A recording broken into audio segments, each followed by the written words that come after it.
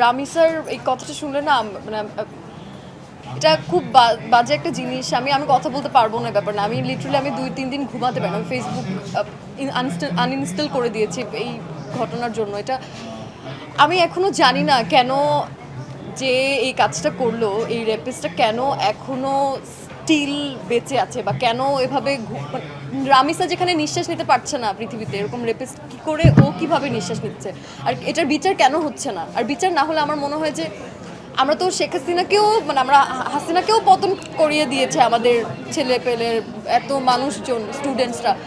ভাই যদি এটা প্রশাসন যদি এটাকে বিচার না করে, আমার মনে হয় এটা জনগণের বিচার করা উচিত।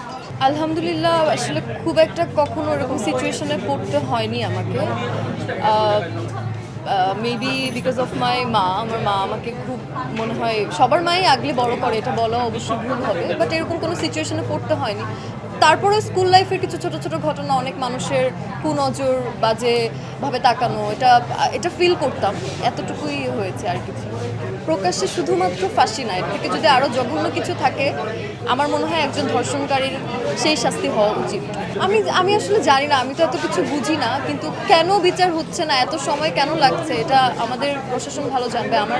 আমাদের মাননীয় প্রধানমন্ত্রীর কাছে আমরা এতটুকু চাওয়া, প্লিজ প্লিজ এটার বিচার যত তাড়াতাড়ি সম্ভব করা উচিত। আসলে এটা তো মেয়েদের ঈদ না, ছেলেদের ঈদ আমার মনে হয়।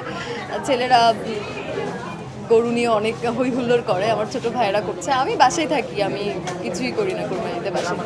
আমি জার্মানি সাপোর্টার, সবার থেকে একটু আলাদা। মজার ঘটনা হলো সবাই মিলে একসাথে আমরা খেলা দেখা, সবাই মিলে একসাথে খেলা দেখতাম, এখনও দেখি। সবাই মিলে পিকনিকের মতো একটা অবস্থা হয়, এক একজন এক এক দিন এক এক ধরনের মেনু রান্না করে নিয়ে আসে। So yeah, that's it.